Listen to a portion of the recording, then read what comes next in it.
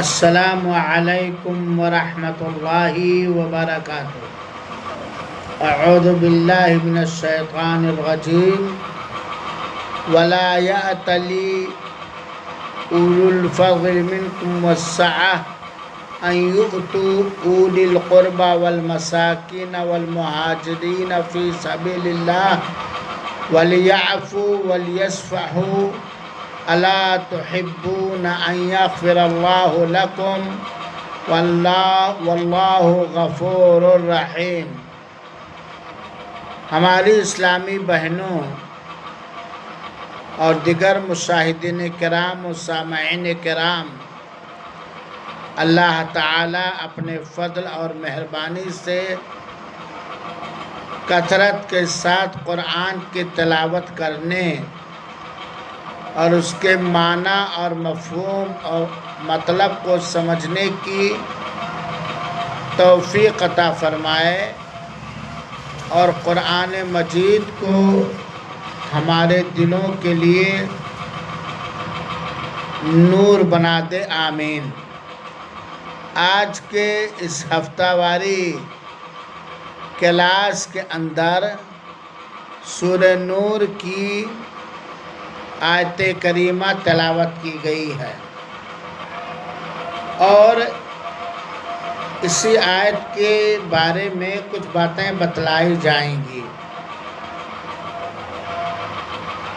ویسے اس درس سے فائدہ اٹھانے کے لیے چند بنیادی بات یہ ہے کہ ایک تو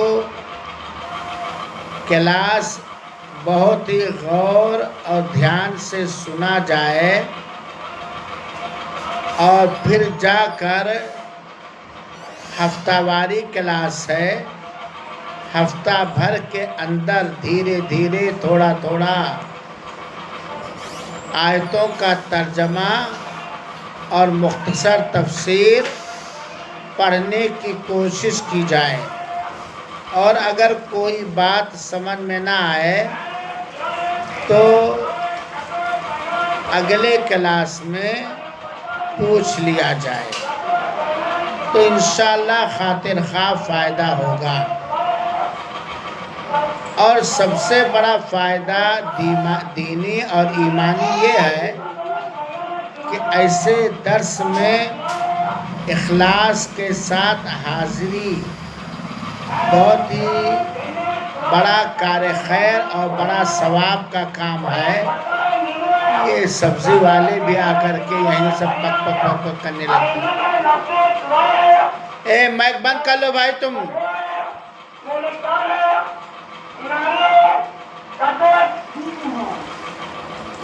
یہاں آیا کرو تو مائک تھوڑا دور ہی رکھو دوست، پڑھائی لکھائی ہوتی رہتی ہے، ڈسٹرب ہو جاتے ہیں۔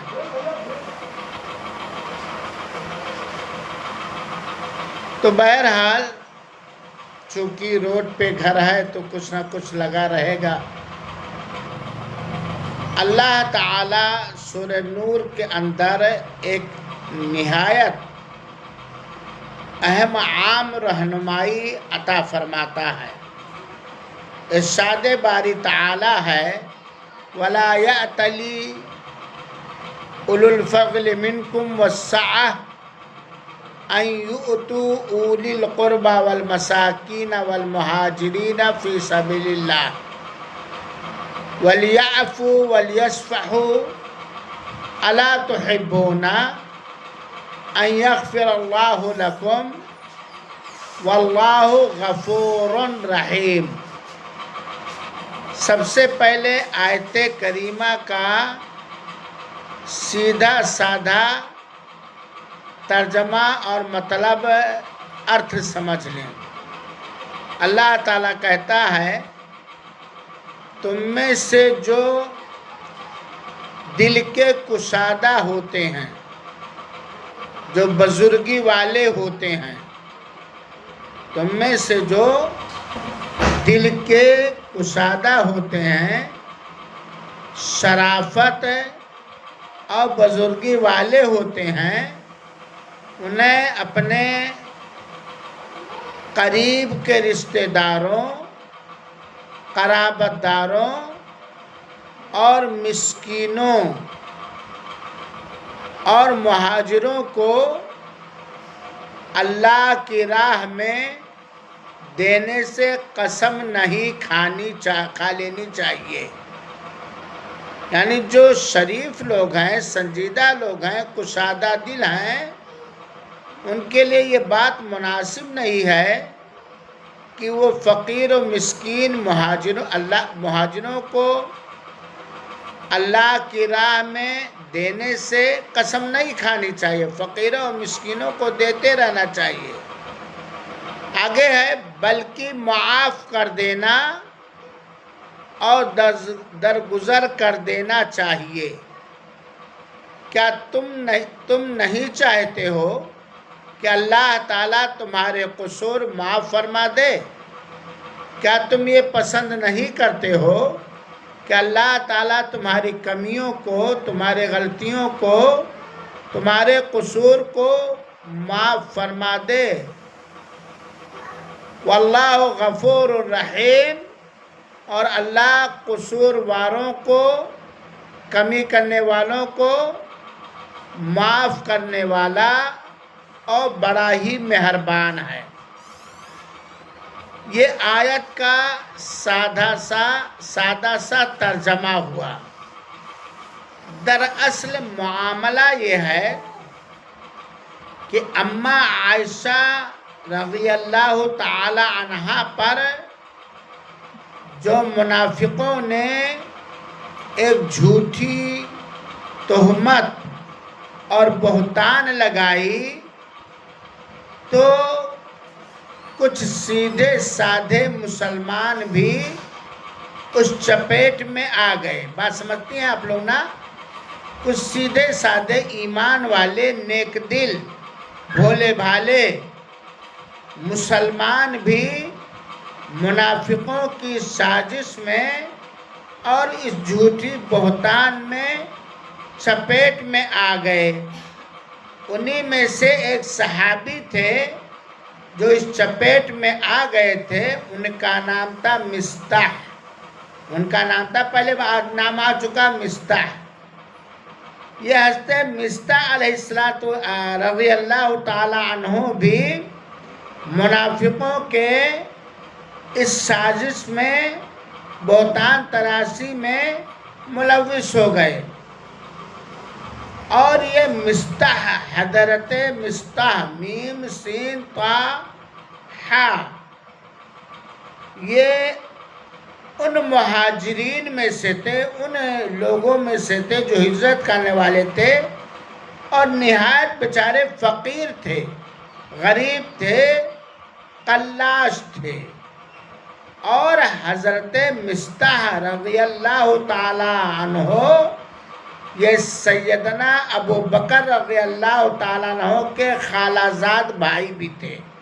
خالہ زاد کیا تھے؟ بھائی بھی تھے. اور اماں عائشہ رضی اللہ تعالیٰ عنہ حضرت ابو بکر کی بیٹی تھی. تو حضرت مصطح رضی اللہ تعالیٰ عنہ اس سازش میں تھوڑا انہیں بھی جھانسا آ گیا، چپیٹ میں آ گئے. جو حضرت ابو بکر کے مصطح کیا تھے؟ خالہ زاد بھائی تھے. اور چونکہ یہ غریب، فقیر اور مسکین تھے. کون؟ مصطح. مصطح مہاجرین میں سے ہیں، بڑے رتبے والے ہیں، لیکن غریب تھے، مسکین تھے، فقیر تھے. تو حضرت ابو بکر رضی اللہ تعالیٰ عنہ ان کی پرورش کیا کرتے تھے، ان کے کھانے پینے کا انتظام کیا کرتے تھے اور ان کی دیکھ ریکھ بھی کیا کرتے تھے. ایک تو یہ مہاجر تھے، دوسری بات یہ ہے کہ غریب و مسکین تھے، اور تیسری بات یہ ایک طرح سے قرابت دار تھے. حضرت مصطح ابو بکر رضی اللہ تعالیٰ عنہ کے قرابت دار تھے. بہت غور سے آپ لوگ سنیں گے. تو جب حضرت عائشہ رضی اللہ تعالیٰ عنہ کے خلاف یہ طوفانی بدتمیزی شروع کی گئی منافقوں کی طرف سے، تو اس میں حضرت مصطح بھی چپیٹ میں آ گئے، شریک ہو گئے۔ تو حضرت مصطح کے اس کردار سے سیدنا ابو بکر رضی اللہ تعالیٰ عنہ کو بہت تکلیف ہوئی۔ کیوں نہ تکلیف ہو، ایک تو ابو بکر کے رضی اللہ تعالیٰ عنہ کے یہ خالہ زاد بھائی تھے۔ دوسری بات یہ ہے کہ حضرت ابو بکر ان کی پرورش کر رہے تھے، ان کی دیکھ بھال کر رہے تھے، خرچ کر رہے تھے، اور حضرت ابو بکر کے بیٹی پر جو منافقوں نے جھوٹی تہمت لگائی، اس میں کچھ نہ کچھ ان کا بھی ہاتھ آ گیا، بھولے بھالے تھے۔ تو حضرت ابو بکر کو بہت صدمہ ہوا، ہوگا صدمہ کہ نہیں ہوا؟ وہ دیکھو، میں ہی پرورش کرنے والا، پالنے والا، مدد کرنے والا، اور میری بیٹی کے بارے میں جھوٹی تہمت میں یہ بھی بھاگیدار ہو رہے ہیں۔ اور یہ فطری تقاضا ہے، یہ دل کی بات ہے، فطرت انسان کا مزاج یہ ہوتا ہے، وہ یہ نہیں برداشت کرتا ہے۔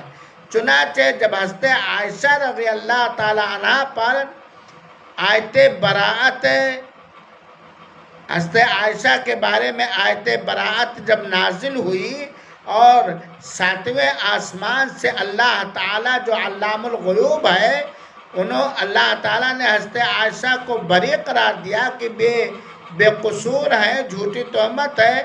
تو حضرت ابو بکر کو اور غصہ آ گیا، تو غصے میں آ کر کے حضرت ابو بکر نے قسم کھا لی۔ حضرت ابو بکر رضی اللہ تعالیٰ عنہ نے قسم کھا لی کہ جو وہ مصطح پر خرچ کرتے تھے، جو دیتے تھے، جو ان کا تعاون، ہیلپ اور مدد کرتے تھے، آئندہ وہ مصطح کو کوئی فائدہ نہیں پہنچائیں گے۔ اور یہ فطری چیز ہے، یہ فطری چیز ہے۔ ایسا ہو جائے گا کہ میں ہی خرچ کروں، میری بیٹی پر یہ تہمت لگانے والوں میں شریک ہو جائیں۔ تو آیت کریمہ فوراً یہ آیت کریمہ نازل ہوئی اللہ کے رسول اکرم صلی اللہ علیہ وسلم پر، اور اللہ تعالیٰ نے بڑے ہی پیار بھرے انداز میں، بہت ہی پیار بھرے انداز میں اللہ تعالیٰ نے سمجھایا کہ اس جلد بازی سے تمہارا اے ابو بکر نقصان ہو رہا ہے، اور تم غلطی پہ ہو۔ چنانچہ مصطح پر جو تم خرچ کر رہے ہو، اس کے بارے میں تمہیں نہ خرچ کرنے کے سلسلے میں قسم نہیں کھانی چاہیے، اور نہ ہی روکنا چاہیے، بلکہ معاف کر دینا چاہیے۔ حضرت مصطح کو بھولا بھالا سمجھ کر یا کچھ بھی سمجھ کر معاف کرنا چاہیے، کیونکہ اللہ تعالیٰ بھی تمہاری غلطیاں معاف کرتا ہے۔ اے ابو بکر، تم بھی انسان ہو، تم سے بھی چوک ہو جاتی ہے، تو اللہ تعالیٰ تمہاری بھی غلطیاں معاف کر دیتا، ہر غلطی پر فوراً پکڑتا نہیں ہے۔ پھر اللہ تعالیٰ کی اس آیت کریمہ کے اترنے کے بعد کہ کرم والے، فضل والے، کشادہ دل والے، غریب اور فقراء، مسکینوں پر خرچ کرنے سے باز نہیں آتے، قسم نہیں کھا لیتے۔ چنانچہ حضرت ابو بکر رضی اللہ تعالیٰ عنہ نے قسم توڑی اور قسم کا کفارہ ادا کیا، اور فوراً تیار ہو گئے کہ جو میں نے حضرت مصطح کو دینے کے سلسلے میں قسم کھائی ہے، میں وہ قسم توڑ رہا ہوں، اور پھر حضرت مصطح کو دینا شروع کر دیا۔ یہ اس آیت کریمہ کے شان نزول کے بارے میں کہا جا سکتا ہے۔ تو پتہ یہ چلا کہ صحابہ کرام سیدنا ابو بکر بھی انسان تھے، چوک ہو سکتی ہے، جلد بازی ہو سکتی ہے، اور فطری تقاضے کے مطابق سیدنا ابو بکر رضی اللہ تعالیٰ عنہ نے قسم کھا لی جو صدیقیت کے شایان شان نہیں ہے، آپ کے رتبے بلند رتبے اور بلند مقام کے لائق نہیں ہے۔ تو جب اللہ تعالیٰ نے بہت ہی شفقت اور پیار بھرے انداز میں یہ آیت کریمہ اتاری کہ سنو، جو کشادہ دل ہوتے ہیں، جو شریف النفس ہوتے ہیں، جو بزرگ ہوتے ہیں، وہ مسکین مہاجر، فقیر مہاجر مسکین پر اور قرابت داروں پر خرچ کرنے سے قسم نہیں کھا لیتے، بلکہ وہ سوچتے ہیں کہ جس طرح اللہ ہماری کمیوں کو معاف فرما دیتا ہے، ہماری کمیوں پر پردہ ڈال دیتا ہے، ایسے ہم بھی کسی کے بشری چوک پر پردہ ڈال دیا کریں۔ اور پھر قسم کا کفارہ، قسم توڑا ابو بکر رضی اللہ تعالیٰ عنہ نے اور حضرت مصطح پر خرچ کرنا شروع کیا۔ اس واقعے اور اس آیت کریمہ سے بہت ساری نصیحتیں اور سبق ملتا ہے۔ پہلی نصیحت اور سبق تو یہ ملتا ہے کہ ہمیں جلد بازی، فیصلہ میں جلد بازی نہیں کرنی چاہیے، اور جلد بازی میں کوئی ایسا قدم نہیں اٹھانا چاہیے یا ایسی بات نہیں بولنی چاہیے جو ہماری آخرت میں نقصان دہ ہو سکتا ہے یا اللہ کی طرف سے ہمارے لیے فضل اور مہربانی رک سکتی ہے۔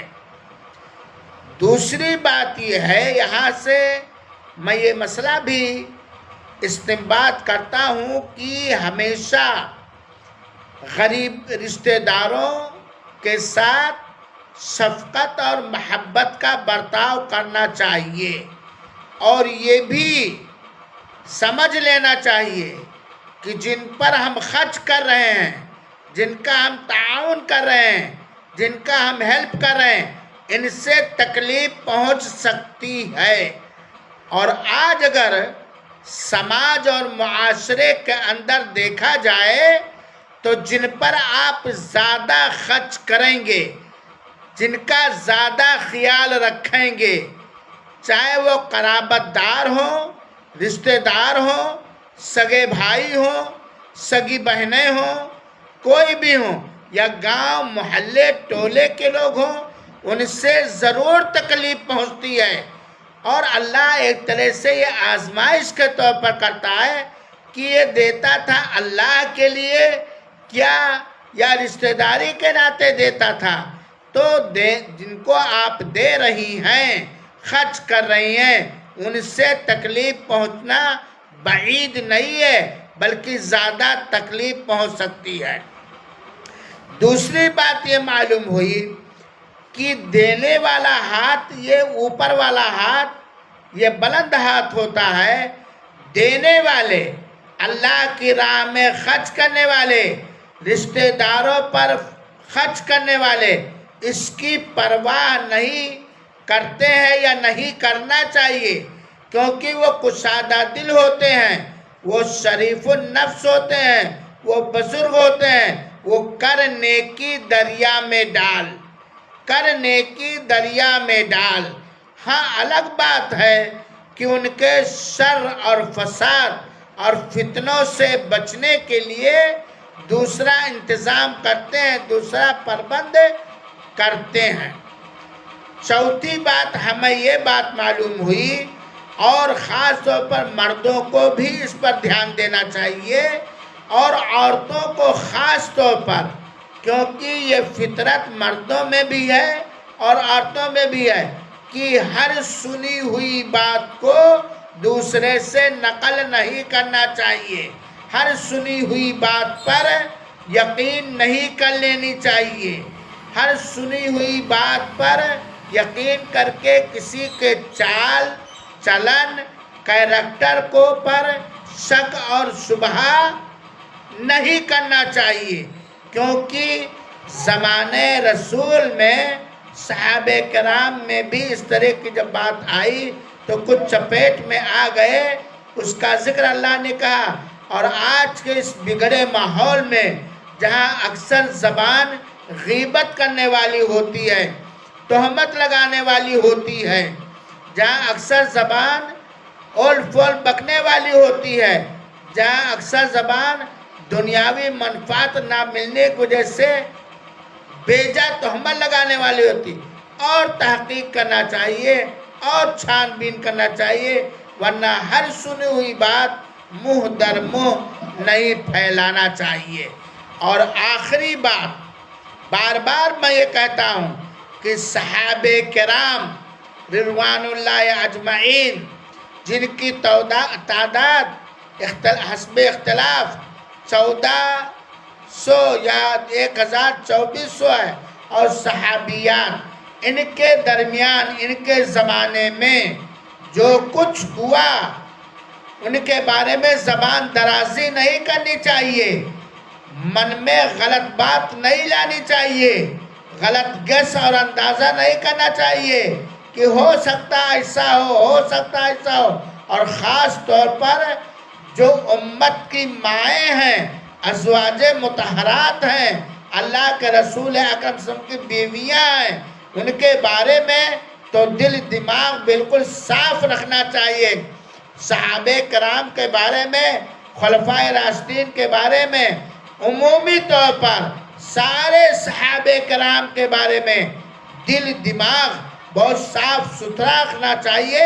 واہی تواہی کی بکواس سن کر کے ان کو بول فول کہنا، برا بھلا کہنا، بدگمانیاں کرنا، یہ کفر ہے۔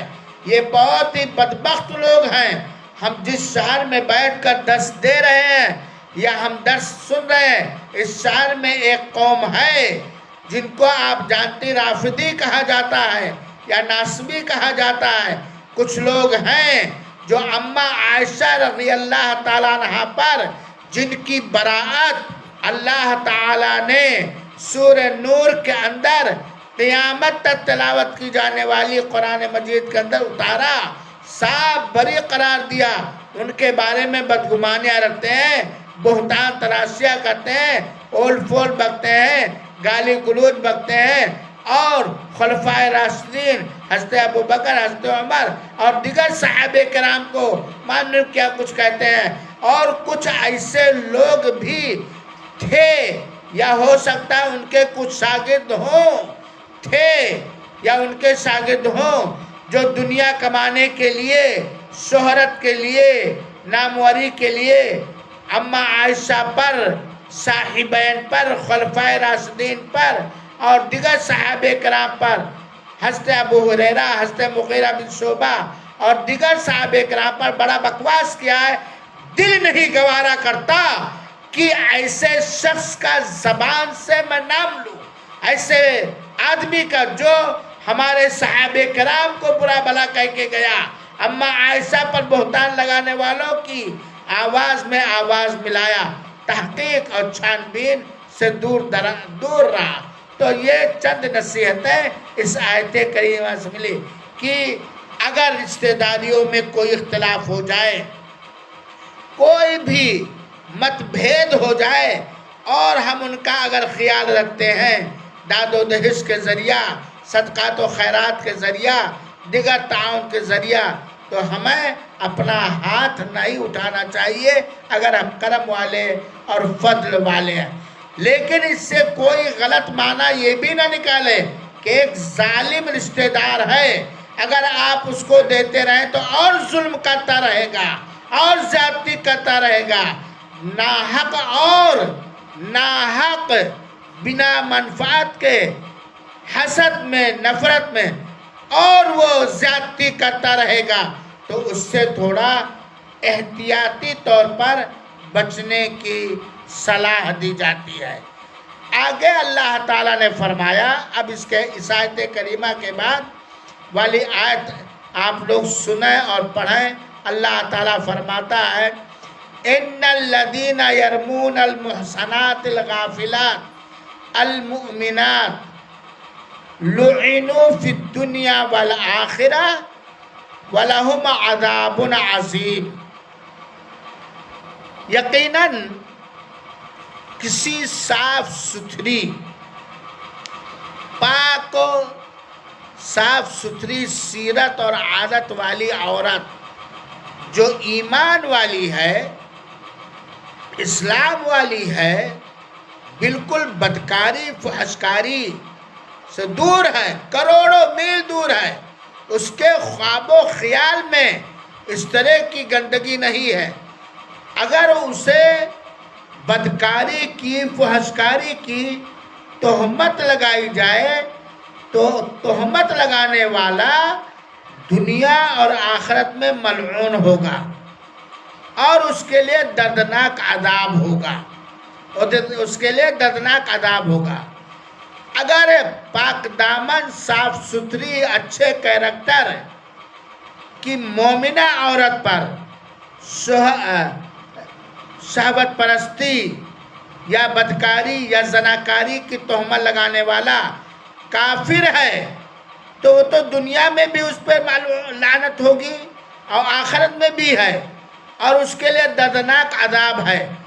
لیکن یہ حرکتیں قبیح کرنے والا کوئی مسلمان ہے، ایمان والا ہے، اور وہ پاک دامن عورتوں پر جو بدکاری وغیرہ سے بالکل لاپرواہ ہیں، مومنہ عورتوں پر بدکاری کی تہمت لگاتا ہے تو اس کے اوپر کیا لگایا جائے گا؟ حد قذف، کوڑا لگایا جائے گا اور اس سے دوری اختیار کر لی جائے گی۔ یہ قرآنی فیصلہ ہے جس کی تشریح میں پہلے کر چکا ہوں۔ اگر یہ تہمت لگانے والا کافر ہے تو دنیا میں بھی وہ ملعون ہے، آخرت میں بھی اس پہ لعنت ہے اور اس کے لیے نہایت کٹھور بھاری دردناک عذاب ہے۔ لیکن اگر یہ پاک دامن مومن صاف ستھری عورت پر بدکاری، غلط کاری، زناکاری کی تہمت لگا رہا ہے اور 4 چشمدید گواہ نہیں پیش کر پا رہا تو حد قذف لگے گا، تہمت لگے گی۔ یہاں سے بات بھی جاننا چاہے میری بہنوں، آج کے بگڑے ماحول میں، آج کے بگڑے سماج میں تھوڑی سے انبن ہونے کی وجہ سے اس طرح کی شرارت مرد تو کرتے ہی ہیں، عورتیں اور پہلے کرنے لگتی ہیں۔ ارے وہ سب سے پہلے کسی کے ساتھ دیکھی بات کرتے ہوئے اب سے پہلے اپنے شوہر سے بیان کریں گے، اپنے گھر سے بیان نہیں، بغیر گواہ کے۔ ہاں اگر آپ اکیلے ہیں اور آپ نے آنکھ سے دیکھ لیا ہے تو خاموش رہیں، سماج میں نہ پھیلائیں اور اس کی اصلاح کے لیے دعا کریں اور اصلاح کرنے کی کوشش کریں یا اس کمیٹی سے کہیں جو اصلاح کر سکتا۔ تو اللہ تعالیٰ فرماتا ہے ان الذین یرمون المحصنات الغافلات المؤمنات لعنوا فی الدنیا والآخرہ ولہم عذاب عظیم۔ جو ترجمہ یہ ہے اس آیت کا، جو لوگ صاف ستھری عورت، پاک دامن، غافلات کا مطلب نہایت بھولی بھالی، کوئی پرواہ ہی نہیں اس کو، اس کا احساس ہی نہیں، اس کے بارے میں بدکاری بارے میں سوچتی نہیں، ایمان والی عورتوں پر تہمت لگاتے ہیں۔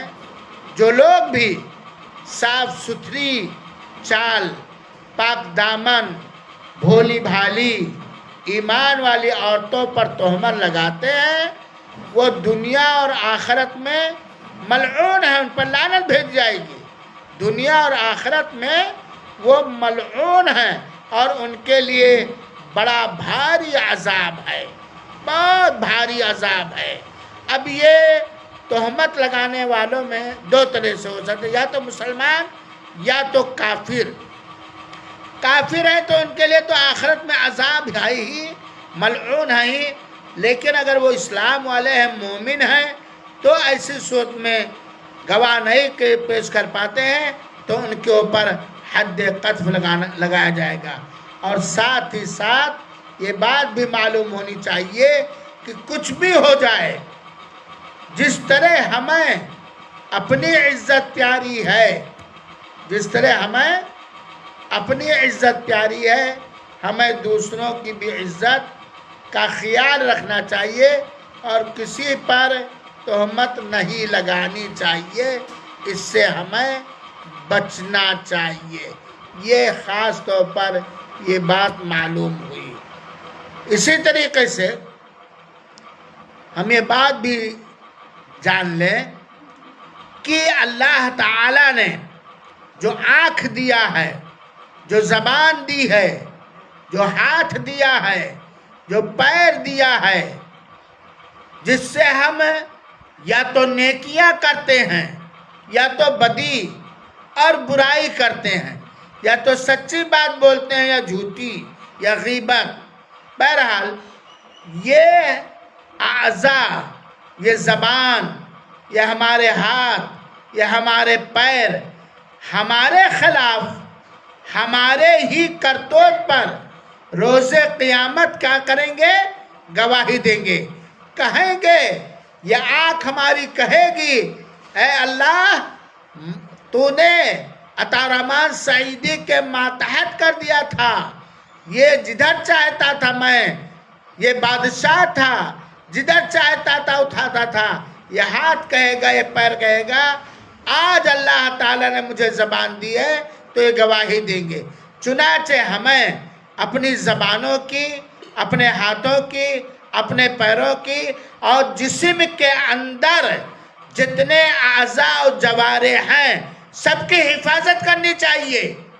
ٹھیک ہے، سی سی کیمرہ بند ہو گیا، گھر کا گارجین نہیں جان پا رہا ہے، کوئی نہیں دیکھ رہا، لیکن اللہ دیکھ رہا ہے. میری بہنوں کے نہیں دیکھ رہا ہے، اللہ سن رہا کہ نہیں سن رہا ہے.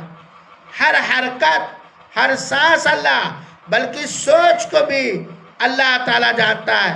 اللہ تعالیٰ نے اسی کو آیت کریمہ میں فرما رہا یوم تشہد علیہم السنتہم وایدیہم وارجلہم بما کانوا یعملون. چونکا دینے والی آیت ہے، ہمیشہ یاد رکھنے والی، ذہن و دماغ میں بٹھانے والی آیت ہے. اور یقیناً اس آیت کریمہ پر اگر ہمارا پکا وشواس، ایمان اور یقین ہو جائے اور ہمارے دل و دماغ میں رہے تو ہم اپنے اللہ تعالیٰ کی طرف سے عطا کیے ہوئے اعضاء و جوارح کی حفاظت کریں گے اور ان کا استعمال ان پر حاکم ہونے کی حیثیت سے ان کاموں میں کبھی بھی نہیں کریں گے، چاہے کوئی دیکھے یا نہ دیکھے، سنے یا نہ سنے. اللہ تو دیکھ رہا ہے، اللہ تو سن رہا، تو ہم بہت ساری برائیوں سے رک جائیں گے. اللہ تعالیٰ فرماتا ہے یوم تشہد علیہم السنتہم، جس دن ان کے مقابلے میں ان کی زبانیں، ان کے مقابلے میں ان کی زبانیں اور ان کے ہاتھ پاؤں ان کے اعمال کی گواہی دیں گے. خاص طور پہ جن لوگوں نے اماں عائشہ رضی اللہ تعالیٰ عنہ پر تہمت لگائی ہے، یا اور عام طور پر سارے لوگوں کے لیے یہ ایک الٹیمیٹم ہے. کیا جواب دیں گے وہ منافق؟ کیا جواب دیں گے جب اماں عائشہ کے بارے میں معاملہ پیش ہوگا؟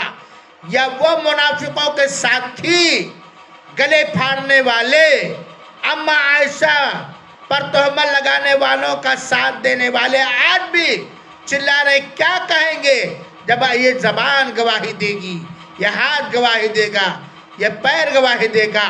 جیسا کہ شیعہ اماں عائشہ کا پتلا بنا کر کے محرم میں یا اپنے اپنے بدعقیدہ کی بنیاد پر کیا کرتے ہیں؟ کوڑے مارتے ہیں اور بدکاری کی تہمت لگاتے. بہرحال ان سارے مسئلوں کو میں نہیں چھیڑنا چاہتا کیونکہ اس کی ضرورت بھی نہیں ہے. تو بہرحال یہ ہاتھ و پیر گواہی دیں گے، چاہے وہ اماں عائشہ کے خلاف ہو یا ہم کسی کے خلاف کریں، یا صحابہ کرام کے خلاف کریں، یا صحابیات کے خلاف کریں.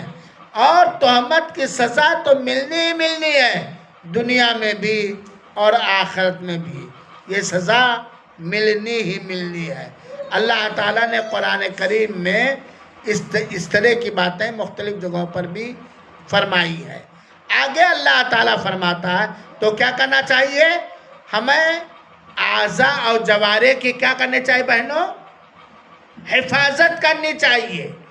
ہر گناہ سے، ہر غیبت سے، ہر جھوٹ سے، ہر بہتان سے، ہر تہمت تراشی سے اور ہر ایسی حرکت سے جس سے یہ ہمارے خلاف گواہی دیں، اور جب یہ گواہی دیں گے ہماری آنکھ خود بولے گی، ہماری زبان خود گواہی دے گی، تو ہم انہیں جھٹلا بھی نہیں پائیں گے۔ اللہ تعالیٰ مزید الٹیمیٹم دیتے ہوئے سمجھاتا ہے، یومئذ یوفیہم اللہ دینہم الحق ویعلمون ان اللہ هو الحق المبین۔ اس کا ترجمہ یہ ہے کہ اس دن اللہ تعالیٰ انہیں پورا بدلہ حق و انصاف کے ساتھ دے گا۔ قیامت کے دن جو بھی بدلہ ملے گا ان لوگوں کے کرتوت کا یا ہمارے غلط کرتوت کا حق کے ساتھ ملے گا، انصاف کے ساتھ ملے گا، ذرہ برابر ظلم اور زیادتی نہیں کی جائے گی۔ اللہ تعالیٰ کہتا اور وہ جان لیں گے کہ اللہ تعالیٰ ہی حق ہے اور وہی ظاہر کرنے والا ہے۔ سب کو پورا کا پورا بدلہ ان کے کرتوت کا، ان کے اعمال کا ملے گا۔ آگے اللہ تعالیٰ فرماتا ہے ایک عمومی بات، الخبیثات للخبیثین والخبیثون للخبیثات والطیبات للطیبین والطیبون للطیبات اولئک مبرؤون مما یقولون لهم مغفرۃ ورزق کریم۔ آیت کا ترجمہ ہم پہلے سن لیں کیونکہ وقت بہت تیزی کے ساتھ گزر گیا اور وقت ہو گیا قریب۔ آیت کا ترجمہ یہ، خبیث عورتیں خبیث مردوں کے لائق ہیں۔ ایک مطلب تو اس کا یہ ہے کہ جو زناکار عورتیں ہیں، بدکار عورتیں ہیں، ان سے شادی زناکار اور بدکار ہی کریں۔ دوسرا مطلب یہ ہے کہ گندی زبان گندے مرد استعمال کرتے ہیں اور گندی زبان گندی عورتیں استعمال کرتی ہیں۔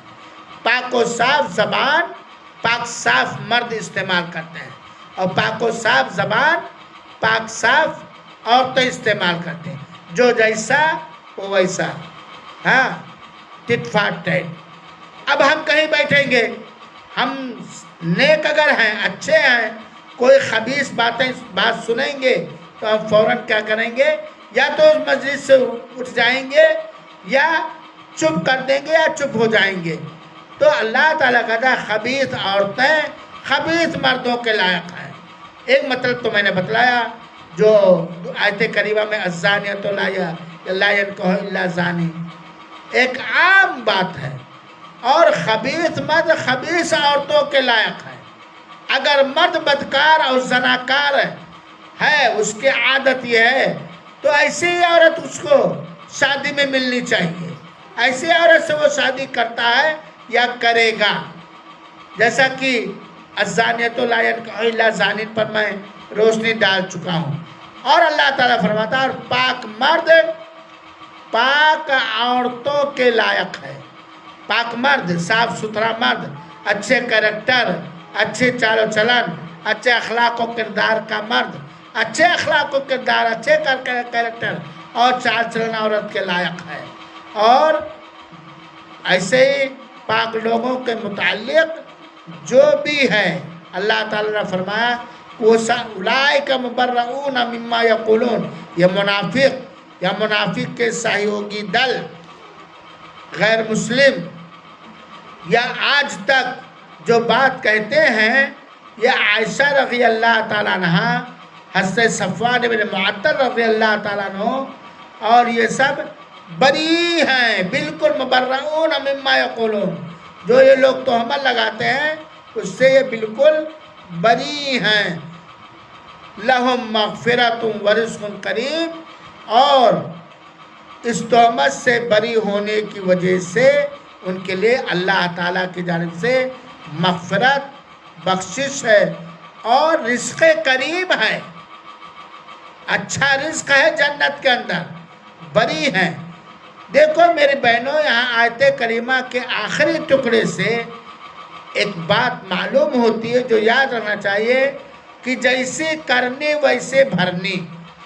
اگر آج بھی ہمارے اوپر آپ میں سے کسی کے اوپر اس طرح کی گندی حرکت کی تہمت لگا رہا، بدنام کر رہا ہے اور ہم بری ہیں، اللہ جانتا ہے، تو گھبرانے کی بات نہیں، اللہ تعالیٰ بخشنے والا ہے اور اسی طریقے سے قیامت کے دن جنت میں انشاءاللہ تعالیٰ اچھا بدلہ اللہ تعالیٰ عنایت کرے گا۔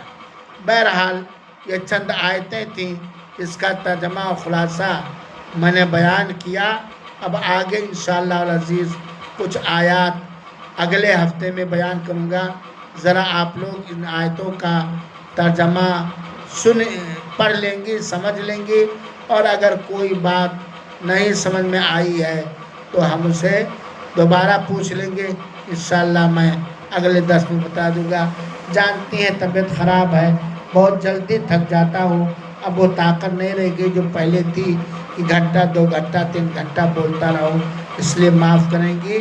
اگر کوئی سوال ہے تو آپ لوگ کریں، علم کا جو اللہ نے علم دیا ہے جواب دوں گا، اور اگر کسی سوال کا جواب نہ دے پایا تو اگلے ہفتے میں دوں گا۔ وجزاکم اللہ احسن الجزاء وبارک اللہ فیکم۔